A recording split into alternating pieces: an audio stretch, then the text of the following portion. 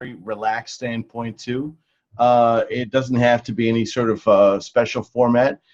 I'd like to talk about some flatbreads to start, but we can talk about anything you like: gluten development, yeast fermentation, sourdoughs, um, baking temperatures, baking times, how to schedule your baking so that you do it when you want to do it.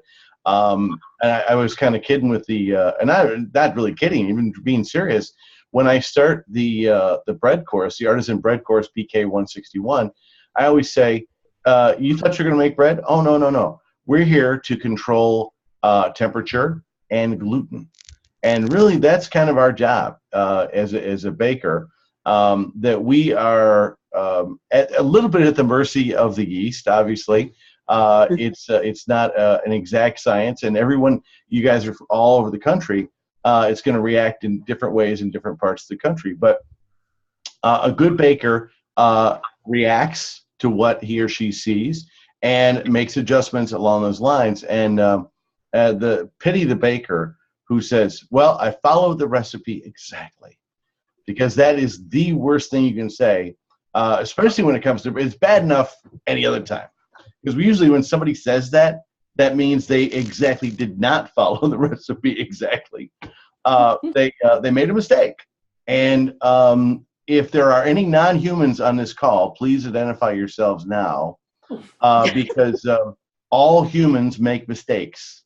Yes, even chefs do. I remember back in 1979.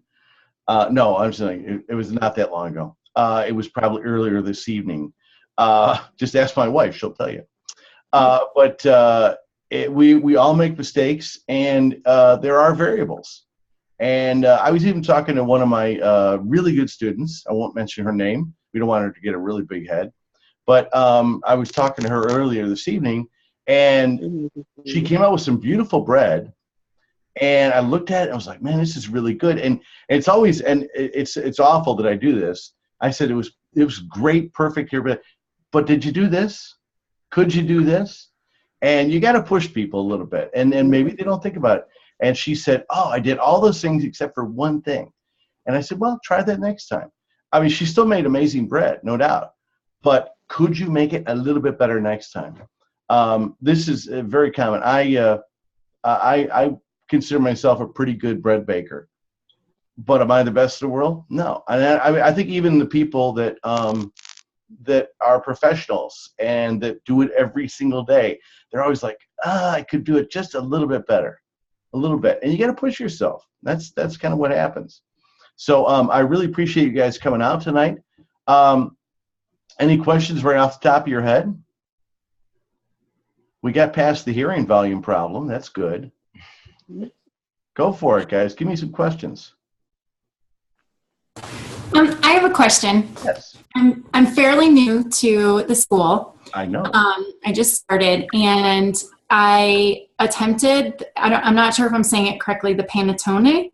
That's it. Yes, that's good. Okay. And I'm in high altitude. Right.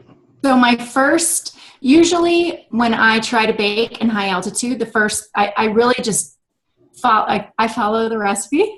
Good. And then I make adjustments after that. Mm-hmm. And I'm not sure if I used incorrect yeast, if there was a certain yeast. I used what said instant yeast, and and I'm not sure if it's the type of bread that it just doesn't rise, but I've never had that before where it didn't, like fill the pan. Yeah. Or I saw your pictures, and I give you a lot of credit. You went so dark, and I was so proud that you stood with it. I mean, I give you a ton of credit, Emery, for trying it. I would say that was a little bit more advanced bread than I would recommend for a beginner. Okay. You've made bread before. Have you made bread? I have. Okay. I have. You're not just a starter. You're not a starter. No right. Right. You're not just the very, very beginning. What yeast did you use? I used an instant yeast. Okay, that's good. Yeah. The other thing too it comes in a jar. Yeah, oh, that's fine. Yeah. The other thing too is normally I'm talking about breads and I'm talking to folks at high altitude, and I'm like, well, the things that really affect you are sugar and eggs. Right.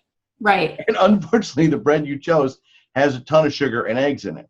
Right. So what you'd probably want to do there is cut back on the eggs and Okay. increase your, I think, is there milk in there? I want to say there's milk in there. Is there milk? I don't, no, I'm not sure there was. Or is it water? I can't Honey. remember. I don't remember what the liquid was. Let me see if I can pull that up for you. It could be. But, And then yeah, high altitude, it really doesn't affect breads that much. It shouldn't, okay. theoretically. Okay. But I was going to say, too, I did see your pictures, and I said, I wonder if you could have proofed, and that's the last step before baking, proofed it longer. How long did you proof it for? About 3.5 hours. Okay, more. Okay. I know it sounds goofy, but actually more. I'm looking at the formula, and for some reason it's kind of messed up in here. Hang on, so let me. Why can't I see this? No. There it is. And I'll show everybody else. Let me pull up the thing here. So, oh, that's not good. Looks like I'm dyslexic here or something.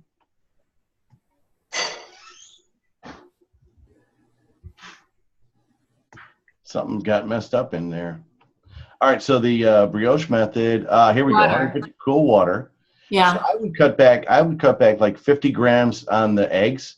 Okay. Like just one egg, and then add another 50 grams of water up here.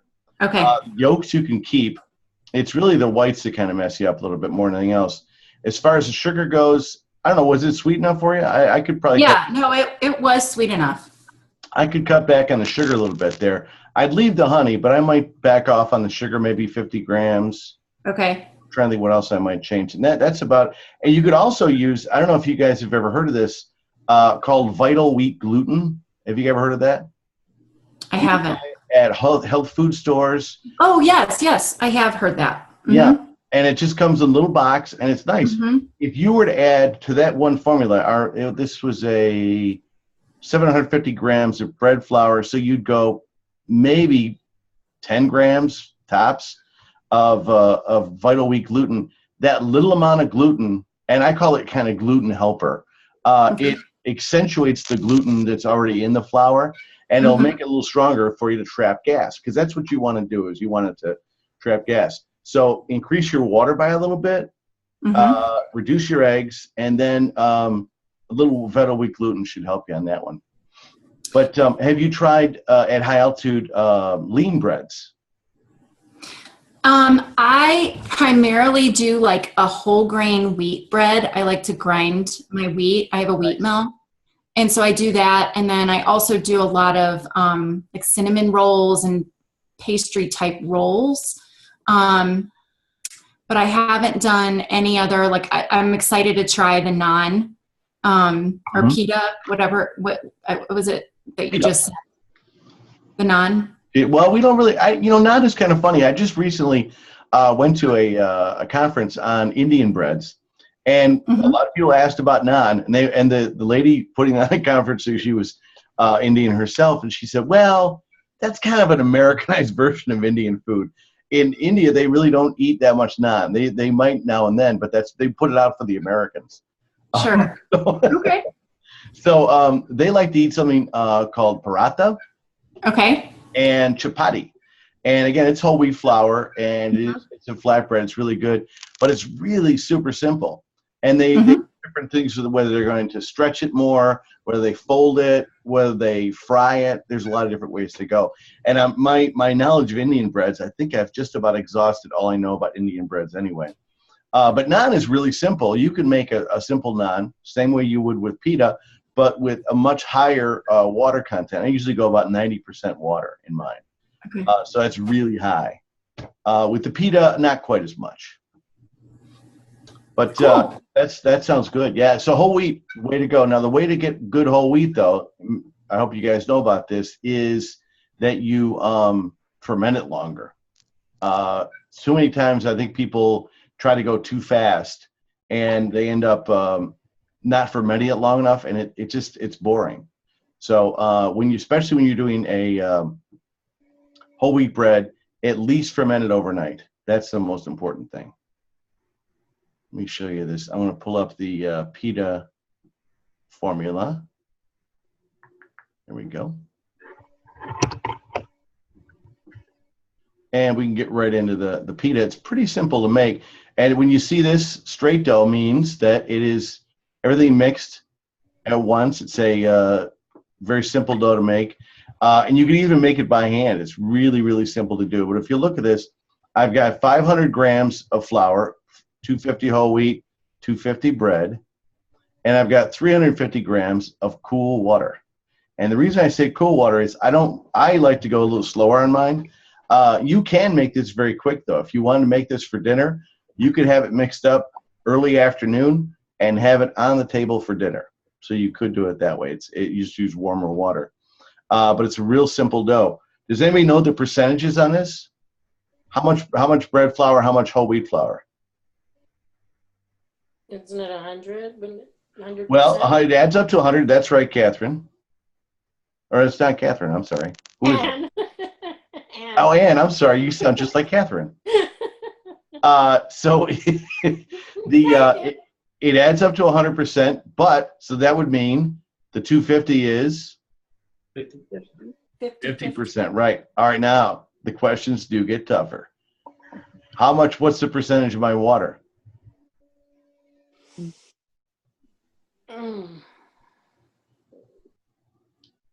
Well, let me tell you, I'll show you. Very simple to do, and I'll say it.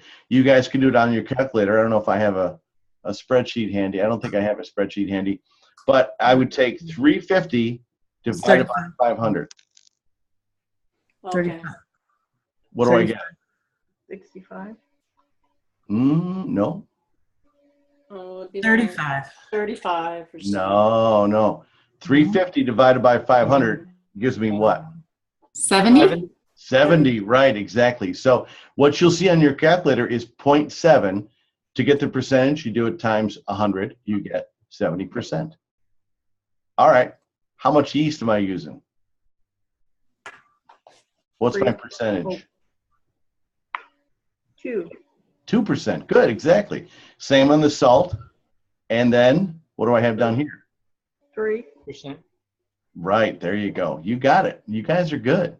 So it's pretty simple to make this bread.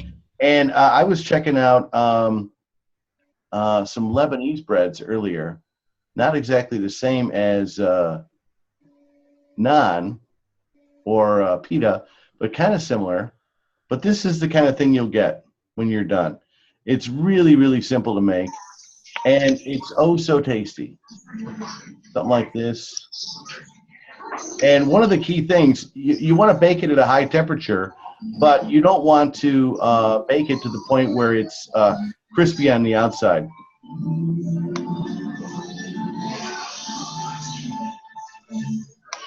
So who's watching TV? This is better. Notice that these are relatively pale. Remember, I was saying how much I really like the darker bread that Chad Robertson does. Sourdough bread, I want really dark, but pita, I want relatively light. And the reason is I want to be able to fill them.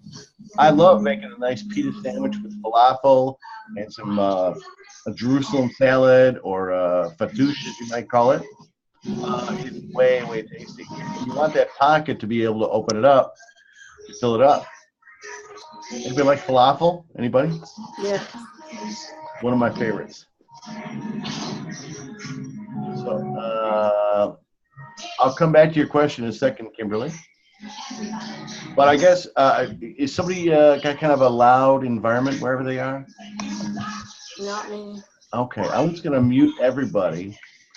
And then when you want to talk, feel free to unmute yourself, unless you're watching TV or doing laundry. Kimberly asked an interesting question. She asked, Chef Tom, what if you do not want to use sugar at all? Were you speaking of the panettone? Yes. Yes. Well, here's the thing, Kimberly. Panettone is a celebration bread. And you could leave the sugar out, but it does change the texture of the bread a lot. And Yes. it's I don't know if have you ever seen panettone? Yes. Okay, so you know what I'm talking about, right? Yes. Let me show you here. This is a perfect example of it. All right. So noticing the crumb in there, it's very yellow from the yolks. But also I get a really nice softness and a lot of browning from that sugar. So you kind of need that in there. Now you could theoretically, using your thought there, I could kind of lower my sugar a bit, raise my honey a bit. I could do that. I could also use agave nectar. I could use maybe molasses in there, I suppose, small amounts. Yes. But then you're going to change the color of the bread a lot. Gotcha. So the white sugar, unfortunately, is kind of one of those things that's it's pretty standard in there. But you know, it's funny you say that. You could really play with it a lot, and it does not have to be one way or the other. If you ever do figure out a way to make it without sugar altogether, please let me know. Thank you. Sure, but it's usually baked in a really like a big high cake pan, or even we used to do them in coffee cans. This was a common thing. We got the old-fashioned big coffee can and just took out both ends, so it was more like a tube, and you would end up with the coffee can, and it worked great for doing the panettone. The cousin to the panettone is the pan d'oro, and this is a really great bread too. If you ever get a chance to try this bread, this is usually around Christmas time again. And notice how nice and it's just very light and airy. And they come out looking like this. Well, here's a good example. These are special Pandoro pans, and then you dust it with powdered sugar on top. Oh my God, it is so good. And you put that in a toaster, and oh, it's just unbelievable. It's really good. That's a pretty one too. So there's all kinds of fun ones. Let's see here. So that was a good question, Kimberly. Thank you so much for that. What else you got? Give me another good question. Chef Tom, on the khachapuri, Yes. why is there baking powder? There's no yeast? Yeah, it's not a yeast bread at all. No, in fact, I'll pull that one up now. Let me see. Where did I put that thing? There it is. Let me pull that formula up for you here. This is I love this bread, and I want to show you where it came from so you can pick up this book. You got to get, if you are into flatbreads at all, you got to get this book. Let me show you. It's a book called Flatbreads and Flavors. Let me pull up the camera here. But that's a good question, Ruth. So Flatbreads and Flavors, I've been using this book since, well, apparently 1995. So I think they've had other editions. Oh, here's the more common, the newer one. Come on, baby. So look for this in the bookstore, or just order it on Amazon if you like. But this is like my Bible of flatbreads. Not only do they have really great flatbreads in there from all over the world, but stories to go with what all the flatbreads are from, what areas of the world they're from, and like little dips and sauces and spreads, and even whole dinners to go with these breads. So that is a killer bread to make. I would love that one. Now, khachapuri, I've been making this a long time at my other school and for family and friends and for years. It is such a simple bread. Yogurt is your only liquid in this, but there you have yogurt. What's in yogurt? Acid. Acid and baking powder create? Leavening. Right, exactly. Kosher salt and bread flour, boom, you got flavor and you got something to trap gas. So what these guys are, and I'll show you a picture of what they look like in a second, but you mix this up and you get this weird little dough that's actually kind of soft. If you ever made, anybody ever made, what's that cookie? Rugula. Or people maybe say rugula. It's a little cookie made with cream cheese, and you roll them up with like raspberry jam on the inside. Really tasty. Well, similar kind of dough, but this one has even more gluten development, and it's really kind of stretchy. So you're going to cut these into, I don't know, maybe like 3 or 4 ounce pieces. I can't remember what I said, but make them, little balls of dough, and you roll them out thin, and then you fill them with this filling of yogurt, egg, cheddar, and feta. Oh my God, it's so good. And then you fold them in like little, like a little pleated, like you made galettes before? You guys know what a galette is? Mm-hmm.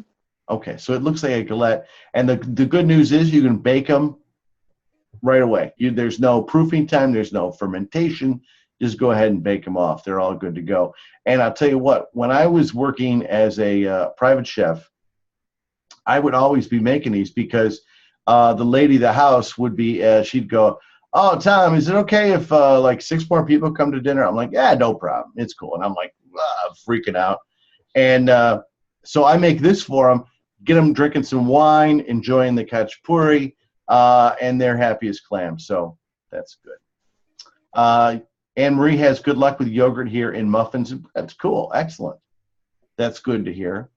So, yeah. On the khachapuri, can you use Greek yogurt, or does it have to be just regular yogurt? You know, it's funny. I love Greek yogurt, Ruth. I think it's very tasty. However, use the cheap stuff if you have it. If you have regular Greek yogurt, you might want to thin it with a little bit of water, because this formula was invented way, way before Greek yogurt was very popular in the States.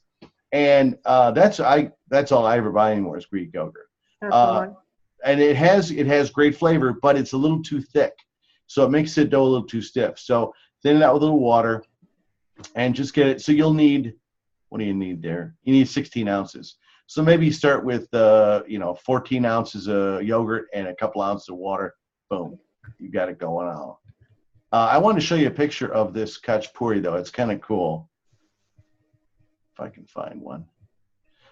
This is a bread from Russia, and these days I'm a little bit scared to show anything from Russia, but What is that? the bread guild has been compromised by Russia again, and not true.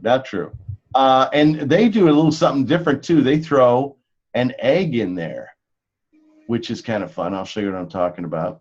And you can do this with pizza or bread or whatever you want to do, but they do a little something like this. This is kind of a good one. I'll try to find you. I cannot find the pleated one I'm looking for. This is kind of what I'm describing here. Bready, cheesy, melty, and eggy. How nice is that? Let me see if I can find this. This is not a very, like, whoever did this didn't do a very good job of the pleating, but they put the cheese on the inside. It's the same dough. Let me see if I can see. This is a little closer to it. Oh, Something like that, where you might have cheese on the inside. like a boat shape. Yeah. That looks pretty tasty. And somebody used spinach in that one, looks like. But you see that you'll get that kind of flakiness in the dough and then the cheese on the inside. Oh, man. But I got to tell you, for breakfast, the egg thing is way good. I mean, bread and egg and cheese, you can't beat it. Let me see if we can find a plated one. Oh. Oh, tomato. Yeah, you can put anything you like in it, really. Yeah. I am not seeing the one I'm looking for. Well, this is a little closer to what I make. Yeah, there we go. So you see how it's... like a Gillette. Yeah, exactly. So I like to show off a little bit of the cheese and brown the cheese a little bit because it's so good when it's crispy and browned like that. Don't burn it. You can also, if you want, you can egg wash the sides, but I almost never do. Looks like this person went a little whole wheat in there too. No problem. I think that would be nice. I wouldn't probably go more than, say, 25% whole wheat and something like this. But, yeah, you could do a lot of things with it. You can put tomato in there.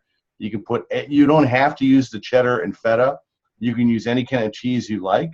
I find, though, that the combination of the yogurt, cheddar, feta, and the egg together, unbelievable. It's really, really tasty. What do you think? You gonna make it? Steph, I have a question. Go for it. I know you probably say it's totally different, but I always go to San Francisco when I was with my mom and dad. I used to go to San Francisco, and we used to have this amazing soap bread bowl. How do you make that bowl so resistant to I the will show you.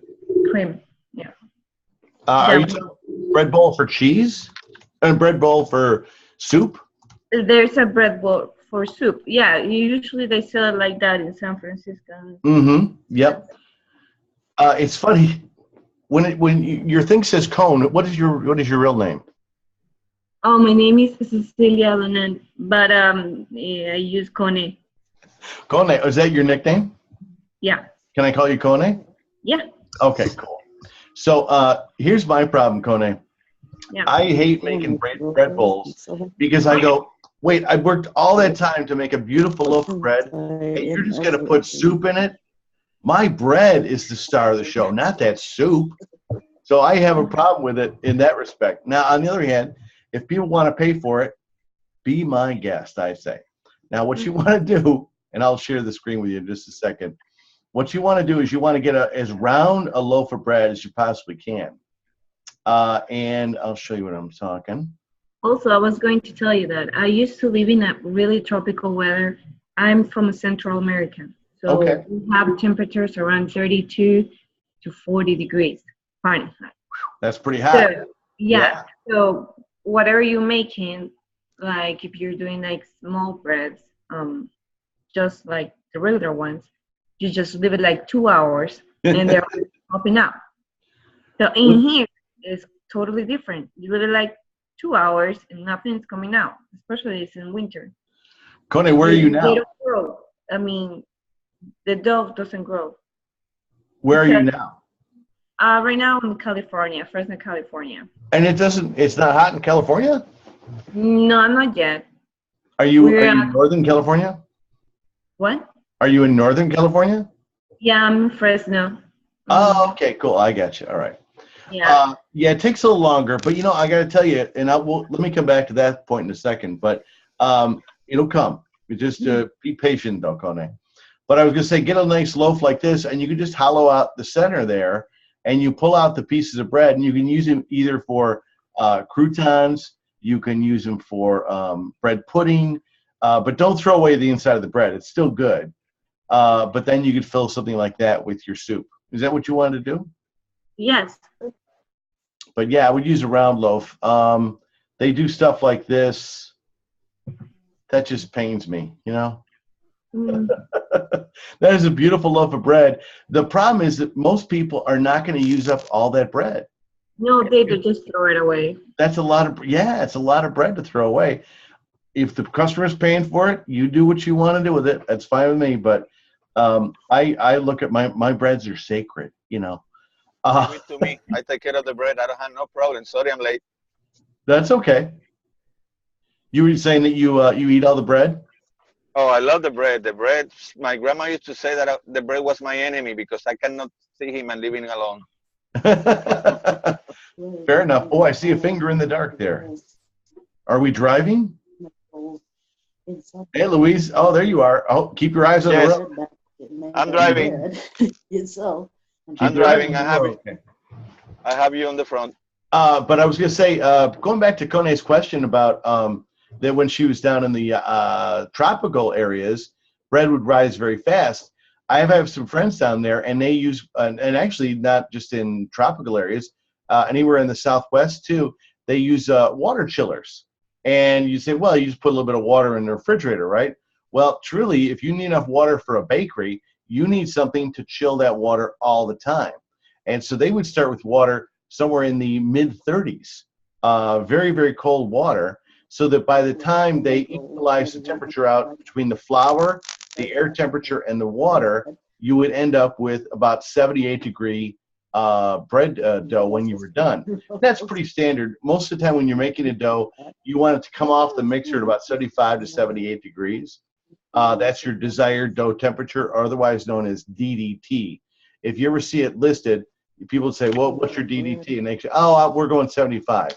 Okay, So that means a little slower fermentation. That's fine.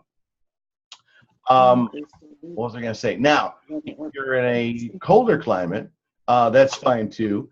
And most bakers are going to bake bread that has fermented overnight. We don't really bake bread in one day. Very seldom. Now, the flatbreads are the exception. Flatbreads can go very fast and it's easy. But most bread, we're going to do it overnight. And you get a much better flavor and a better texture if you do it overnight. Let's see, I do have a couple of bread people. I'm not going to call them out, but if they want to mention what things happen overnight, what do I get when I ferment it overnight?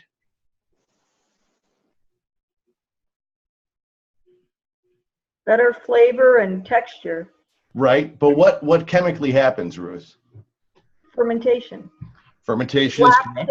Lactobacillus acetic acid. Well, I won't make you spell it. No, I won't. It's lactobacilli what? And the acetic acid. Wait, you didn't say the word. What is lactobacilli of? It's the bacteria that Awesome. is, Yes. yeah, it grows in the And so lactobacilli bacteria brings in what? flavor. Right, and you said it before though. It brings in acetic. Acid. Right, and Flavor and texture. lactic acid. Oh, lactic acid. Two acids. That's not the lactobacillus, huh? Exactly. Yeah. So the way I look at it is this. You can have your yeast, whether it's wild yeast, if you're making sourdough, and it already has lactobacilli in there anyway.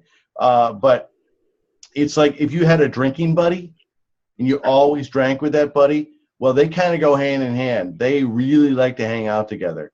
The lactobacilli bacteria and the Saccharomyces cerevisiae, they like to hang out a lot together. And when they work together, they produce, as Ruth was saying, great flavor, great texture. And if you've ever seen, again, back to this guy, I want to show you this picture again with lactobacilli in the idea. You see those little bumps on the side? It might be a little bit blurry where you're coming, but there are little bumps on the side. That's showing off an acidic dough. This is probably a sourdough bowl that they're using for this. And those little kind of look like little blisters on the side are from the lactobacilli bacteria and the acid. So would you say that bread bowls are probably best made out of sourdough? Because it has to be a pretty strong It does. development to Mhm. hold, to really withstand it, right? Yeah, I would say I generally would go with a lean dough. You could use French dough. You could use a soft roll dough if you wanted to. Anything that will have some sturdiness to it. But yeah, sourdough is great. But again, if you get a lot of labor invested in it, then it gets expensive too. So you got to figure that in your cost. You don't just figure the cost of your soup. You got to figure the cost of your bread as well. That's a good question. I see more in the, let's see here. Thank you. Oh, Alex said he didn't get a chance to look at the whole email. We'll do that later tonight for sure. What did you mean, Alex?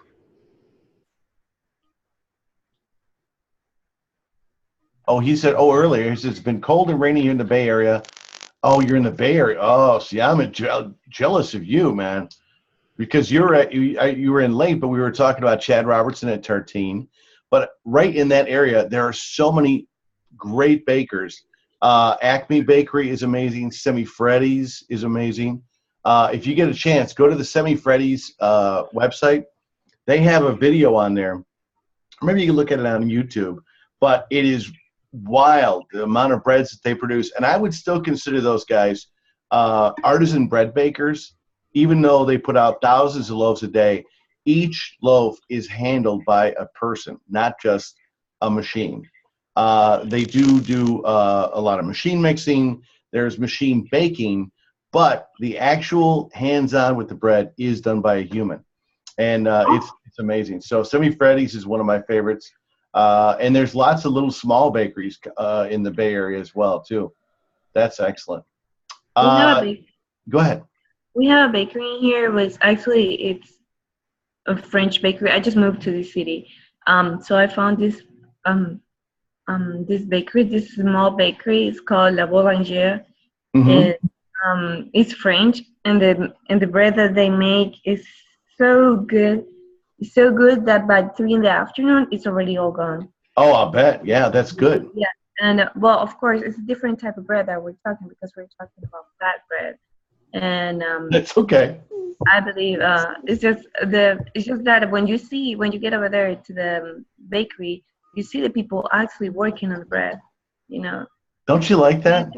all the time. So when you say that they're not machine, that they're usually human, you know, tasting Yeah. and technically working, it And makes this is in what town is this in Fresno? right now it's 6:38. No. The Le Boulangerie is in Fresno. Yes, it's in Fresno. Oh, I want And to see. actually, it's really, really a small place. But by 3 o'clock, everything's gone. Everything's gone. Well, that's smart on the baker's part then. Yeah, and they close at 5 because I mean they already start working for the next day. Oh, it looks like a nice place. Yeah, but it's like really small, but the bread is so good. It feels so not creamy, but because we're talking about different bread, like I was telling you, Oh, no worries. it's different Also, ingredients. have you tried their fruit tarts yet? Yes, actually, the fruit tarts are really good. What I didn't really like was the pastry cream, but the bread. If you see, they have like really nice cakes, and it's really good. The work that they do by in the bread, it's really in detail, and the flavor too. It's really good. They've got some nice looking breads there too. Nice. They make their own sourdough too. Yeah, I was going to tell you that they make their own. I believe they make their own jelly and everything because when you taste them, for example, you say, "Oh, I want strawberry filling." It's quite different from the other. You can feel the sweet strawberry, but at the end, that like lemon drop that make that sweet and sour taste I like that. with the whipped cream on the bottom, which it makes it creamy. Hmm. So it's like really all in one piece. Yeah. So It sounds like you really like to describe food. I like that. That's very good. there's no other way that you can understand food if you don't like really taste it or really feel what's going on because otherwise you will just copy a recipe. No, Kone, you're doing a good job in terms of expressing it to the rest of us so that we can understand it and we can kind of go, yeah, I kind of know what you're talking about. That's pretty cool. That's neat. Sometimes you just imagine what you can add. Like for example, I didn't know that for a strawberry filling, maybe you can add some lemon juice, and because that will bring the sweet and sour. Not make it like candy, but it would be like sour, and so you just start playing with flavors. Mm-hmm. You know, it's funny. I was talking about this book, the Pruitt book. She's got something there called. Oh, I'll show you. Here, I'll leave it up there a little longer. She's got something called gremolata. It's called tartine all day. It's got. You ever heard of? You ever make gremolata? Anybody? You must have, right? No. It's a mixture of parsley, lemon zest, maybe some capers in there. The book here, let me put the link to the Amazon in there for you. But anyway, so I just got this and I was looking through it, and I was talking to Chef Janet last night, and I said, "What do you think about gremolata? Could I use preserved lemons in there? What do you recommend?" and all this stuff. So we got talking about it, and really, if you think about it, most good foods are really quite balanced, and I think that is something to think about. And I think of it kind of like that if you have a lot of fat, you might want to have some acid to offset that. If you have something that's kind of bitter, you might want to have something that's kind of sweet to offset that. And you don't want too much of any one thing. I tend to like really acidic foods. That's just my nature. But not everybody would agree with me. But it's I think it's fun to play with flavors like that. And when you hit something just right, for instance, I make this asparagus dish, which is so simple, but it's just steamed asparagus with vinaigrette and Parmesan shavings on top. And you think about it and you go, well, wait, I got a little fat in there. I got a little acidity. I have something green. I have something soft. You know what I mean? And you just kind of want to balance it out. My wife now, she never asks for any food. She's like, you gonna make that asparagus dish again? I'm like, yeah, sure. I'll be glad to. But it's one of those things when people start asking for the same dish over and over, it's kind of a good thing. So I posted the Amazon link to Tartine All Day. I really like this book a lot. It's really kind of fun. I'm only a few pages in, but that's the way I read cookbooks, though. I actually read them cover to cover first, and then I go back and I take notes, and I go, okay, here's what I like, here's what I'm not going to bother with, and I'll pick out maybe 12 or 15 different things I want to make, and I'll just spend a day working on that book. I got a book for Christmas from my mother-in-law, and I liked everything in it, man. And I think I've made all but about maybe 5 formulas in this one book. It was called Bien Cuit by Zachary Golper. He's out of New York. He has a bakery in New York. Outstanding breads and really good technique too. I'll put the link for that one in there too. Yeah, so that's what I was asking you. How do you make that bread bowl? Because you actually have to understand how to make that crispy outside, to make it that crispy and that brown, and actually make it so soft inside without, drying it inside and still making it hard outside. Oh, well, Connie, yeah, no, I want it pretty dry. And that's the other thing that I think people don't really think about. When we're talking about lean bread, I want it, and I know this is hard to wrap your head around too, is I want a high hydration, a lot of water in my bread, so that then I can evaporate that moisture in the oven. I'll keep baking it until I get a really nice, dark, deep crust, and I'll still evaporate more water. That's where the slashes come in too. I'll evaporate more if I use good slashes on that. But I really want it dry. I don't want it moist at all on the inside, because that way the soup will not soak into the bread so much. It'll just stay there. It'll just be dry. You don't want that bread soaking it. You want the soup soaking into the bread. Here's that book I was telling you about. This is the Bien Cuit bread. So click on those. Good questions. Let's see. So Alex was saying that was, you have another one in San Francisco. I'm sure there's probably a lot of les boulangeries, bakeries all over our country. It just means the baker, the bakery. And if you go to France, they're everywhere because that's the word for bakery in France, or bread bakery, I should say. Boulangerie versus patisserie. Patisserie would not have bread, and a boulangerie would not have pastries. You might find them close by, but they're not the same thing. Good question. What else you got? Did you guys see I posted if you missed it at the beginning, I did post the Google Slides for you, so you can check those out. If you do miss it or you can't find it, just let me know and I'll send it to you. It's easy to get. And you should get it, I think, in your newsletter, which is coming up in the next day or two, too. Who else has another question? Jeff, I don't know you said this before, but who came first with the idea of the pita bread? Who came first? Who invented pita bread? Yes. Well, let me go back pretty far. And I think as far as I can go, it would probably be about 6,000 years. Now, I wasn't there when they did it, but the Egyptians invented bread, or they discovered bread. Now, they also discovered beer. Now, there's a lot of discussion which came first, beer or bread. And I am almost positive it was beer that came first, because they made the beer and they went, you know what would go good with this? A sandwich. No, I'm just kidding. So they probably made beer first. They made bread soon after that, once they figured out they could make some bread. And they made flatbreads. And so I would say I wouldn't say it's a straight line right back to Egypt, but I would say probably more than likely something close to pita would come out of Egypt. Now, the Greeks claim it.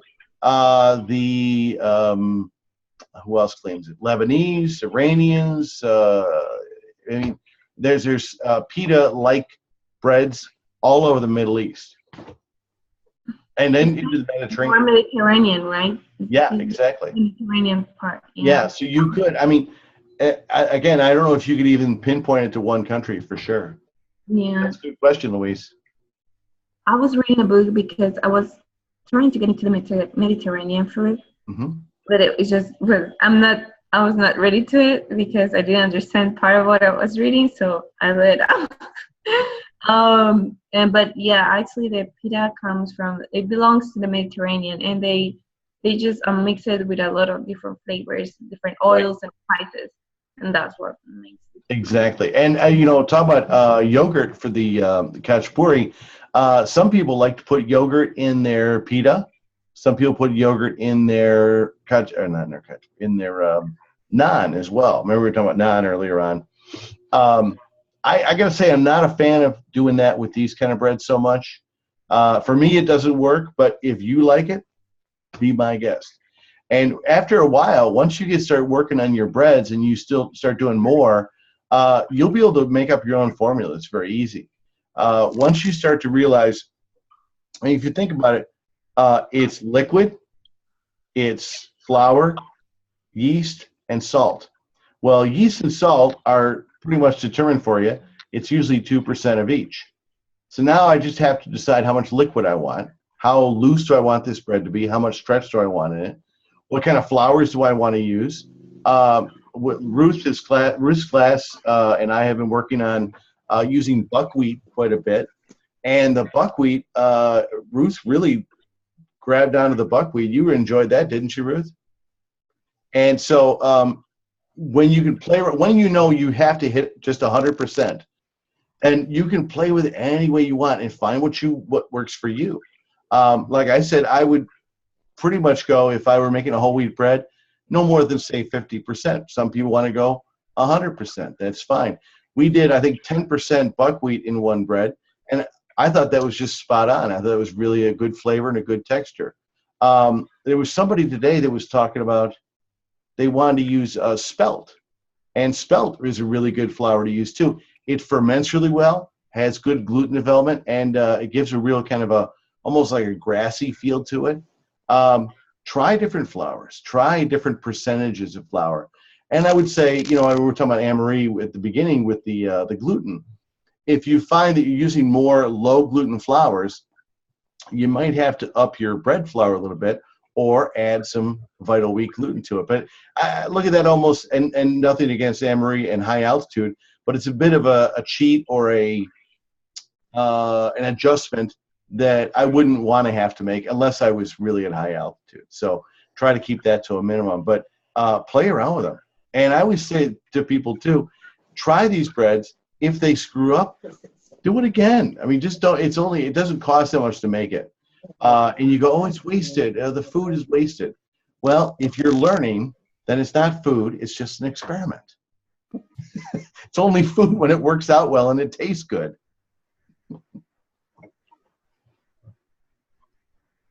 Cheers.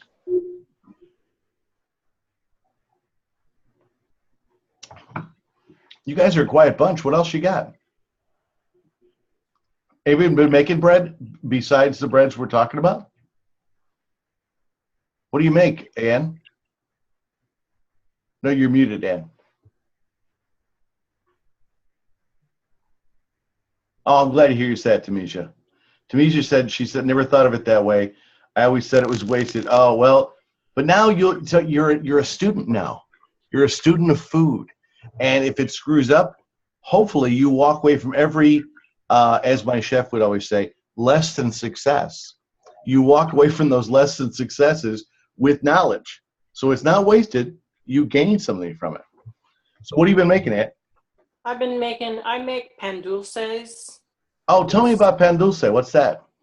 It's Mexican sweetbreads. Okay. Yeah. What type of pan dulce do you make? I don't know the names because my mom taught me when I was little. She never told me names, you know. But you know the dome-shaped ones with the crisscross and like chocolate? Novias? Yeah, novias, and I also do the elephant pommiers or the elephant ears. Oh, those are good. Those are all my family loves them. Yeah. Yeah. Yeah. So I do. I like to do those. I've also, you know, I like to do the French breads too. Excellent. Oh, conchas would qualify then too? Right, conchas. Yeah. I know conchas. Yeah. And what was Conchas, the other one you yeah. mentioned? Yep. There's the elephant ears. Yeah. Now, of course, we make those. We call those in French baking. We call those palmier. Yeah. Same thing. Yeah. I don't have the recipe for that one. It's just flour. I'm just kidding. It's puff pastry. Yeah. But you'll make that later on. That's Oh. down the road. What was the middle one you said? You said in pan dulce? The pan dulce. Yeah, but you didn't say it was. You said conchas. Oh, conchas and I said the elephant ears and what else? Now you got me. I You don't said know. a What domed else? one. What's the dome? Oh yeah, Do you see it on here? yeah, that's those ones with like the scores on it with the vanilla and the chocolate on it. It's the same as conchas. Yeah, it's the same. Oh, okay. Oh, it's all the same thing. I gotcha. I Yeah. gotcha. They call them different in different places. Yeah, in different regions or different names. Oh, there's keychains for it, or earrings maybe. Now, as you can imagine, I don't wear a lot of earrings. You know, I also don't braid my hair, so you got that. What was I going to say? Sky had a question. Go ahead. What about Indian fry bread? You know, it's funny. I've made that only a couple of times.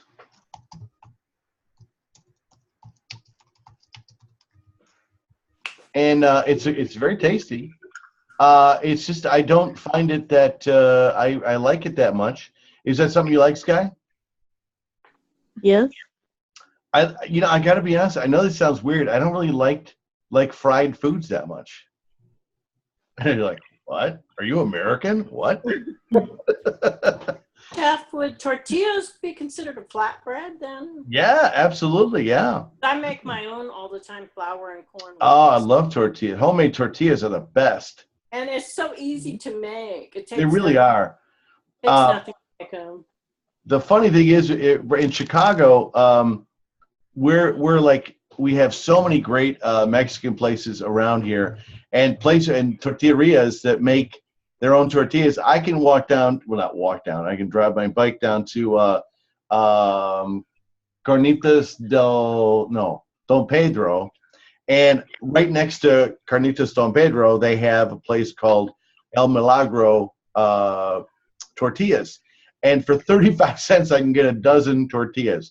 So at that point, I'm like, why would I make my own when these people make beautiful ones? And they are like hot off of the stone, and they're right into carnitas on fresh tortillas. Also bolos. I think that's. Am I saying that right? It's like a French bread, but that's another. It's a sandwich bread. Oh, That's bolillos. Yes, it's Yes. so good. I make my love it. carnitas on that because it keeps it in a whole firm shape. More of a torta. Yeah, it's like Yeah. a torta. Oh my gosh, it's so good.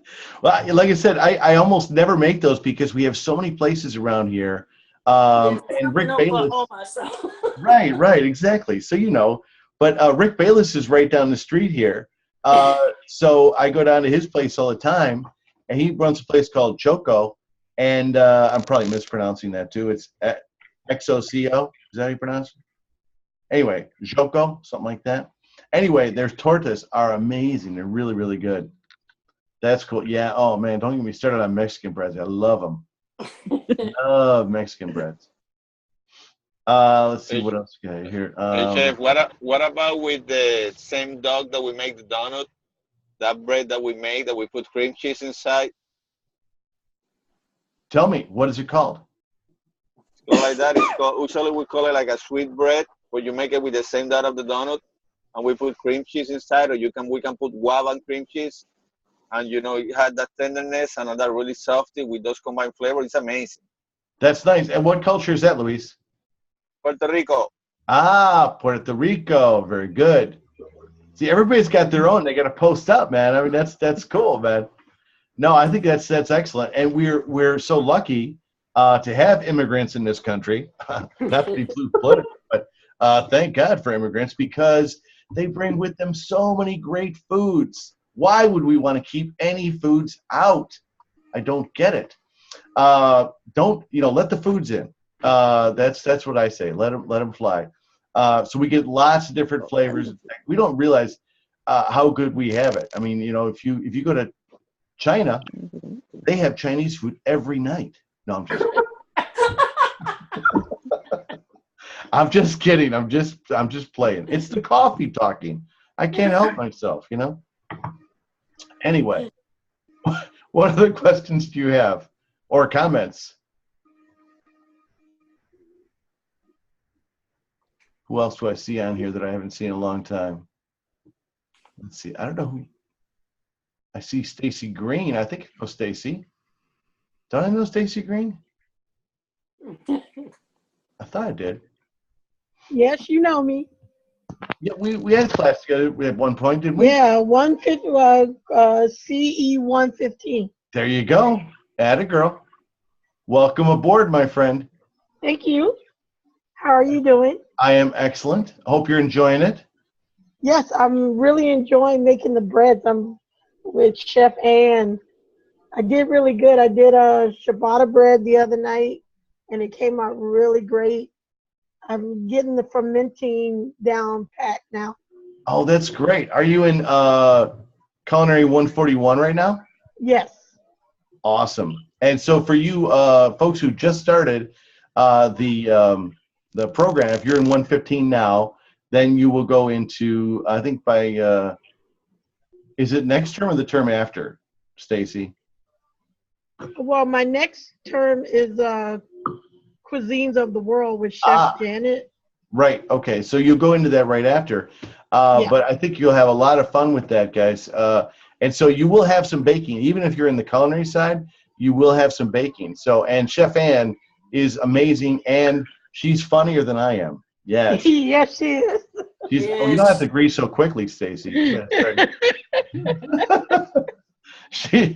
But I tell you what. She cracks me up every time we have our live session. Yeah. I mean, I look at the stuff she says, and just her posts, I think, are so funny. She is, I'm a big fan of hers. I really like working with her. I got great coworkers. What can I tell you? I know you guys hear me gush about how much I love working here, but it's the truth. And you've got Chef Janet with Cuisines of the World, Farm to the Table. I mean, Chef Sophia helping out. I mean, we got great people, really great people. Well, cool, guys. Do you have any more questions, or should we wrap it up? Not at the moment. Did I hear another question? I was just going to ask you, for the pizza dough, I always try to make it thin, not to make it that greasy without that much oil, because if you want to make it like soft and thicker, you usually have to use more oil, and well, that's what I read in the recipe. But I try to make it thinner because that's the way I like it, and actually you enjoy more the flavors when it's thinner because you feel the tomato sauce, the basil, the cheese, and everything, right? So, but when I try to take away a little bit of the oil, it's just totally dry. And when I go to the restaurants and they serve, like I think thin crust pizza. Yep. Yeah, pizza. It's just it's not dry. So how do you make that? Excellent. Okay, and I noticed that Alex had a question, and I can answer Alex's and Kone's question in the same answer. And the answer there is A, you want to use enough water. So I usually go maybe 70% water. Remember we just talked about if you have 500 grams of flour, 350 grams of water. That's pretty much my standard for pizza dough. I use 10% olive oil in the dough itself, 2% salt, 2% yeast. So this is why I'm going to answer Alex's question too, is that most people don't use enough water. They make a very dry dough, and that's kind of what you're talking about too there, Kone, is that people don't add enough water, and so it's not very stretchable. Because it's not stretchable, now I can't get it thin enough, and it gets very kind of doughy, doesn't get baked all the way through. So I'll answer in the pizza area, you can go two ways. You could go super thin, but I would recommend this.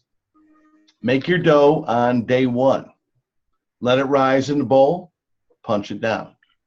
Cut it into the size of the pizzas you want. Like I do 6-ounce pizzas because I have a very small oven. It's just me and my wife I'm baking for. But if you want to do bigger pizzas, you can do that as well. You can do a 12-ounce if you want. However big your oven will accommodate. But I will cut it into the pieces, and then I'll roll it in a little bit of olive oil, just like a little bit on the outside of the dough. Put it in the refrigerator. Let it sit overnight. And the refrigerator. What's that? And the refrigerator. Refrigerator, yeah. The cold box that you have in the back of your kitchen. So, so you put it in the refrigerator. I would say a minimum of say 3 or 4 hours.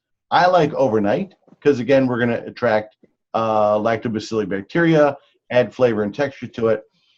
The next day I get those guys out and I roll out my dough and I let it rest for a little bit. And I like to roll them out really super thin. I mean, like, so you can see through them. They are super thin. I put them on my parchment, and then I top my pizza with whatever I want to put on it, sauce, vegetables, herbs, cheese, whatever it might be. And then here's the key thing. I brush the edge with olive oil and a little bit of olive oil in the center. This is right before it's baked. Goes in the oven. The other way to go. What's that? How hot is the oven? 500. 500. On a stone? On a stone. You got it. On the baking stone? What's that, Ruth? Directly on the baking stone? Yeah, but I got parchment underneath it because I don't want my cheese leaking onto my stone.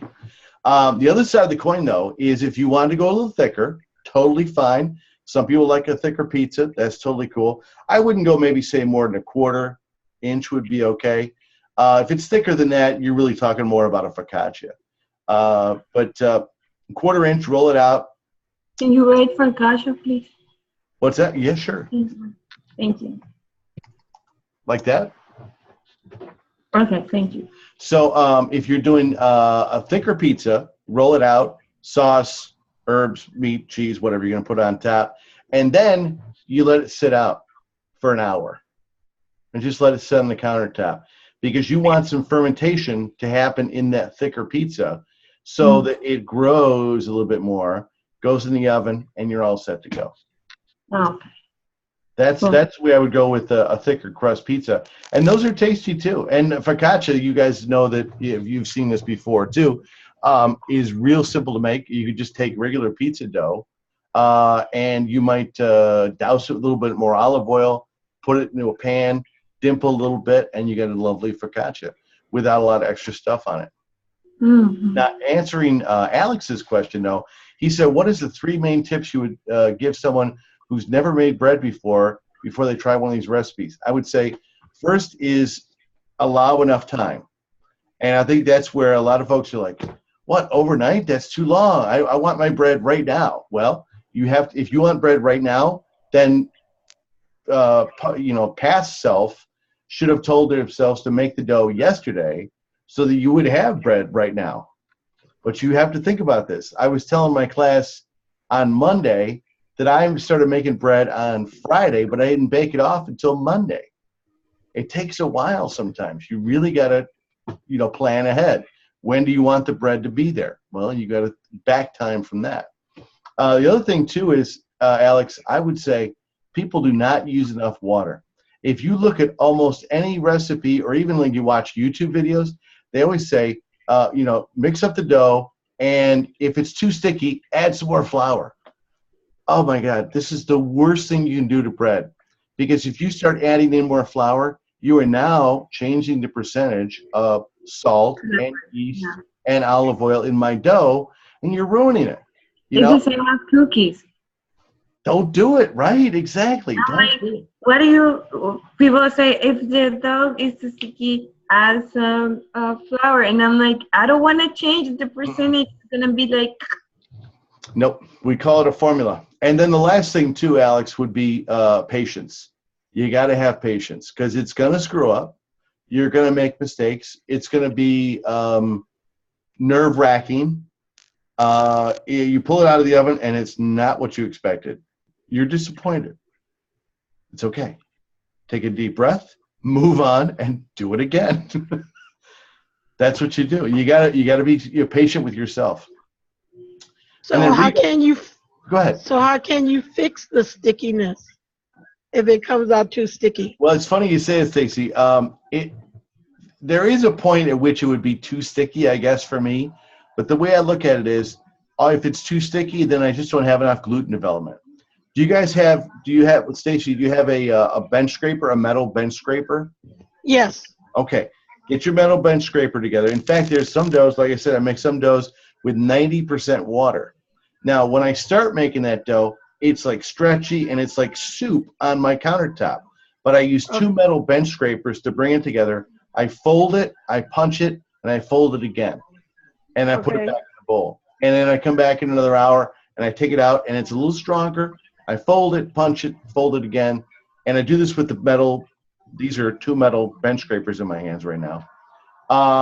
And then within a couple hours, Stacy, gluten development. And it won't be too wet anymore. It'll have a lot of hydration, but it's not too wet.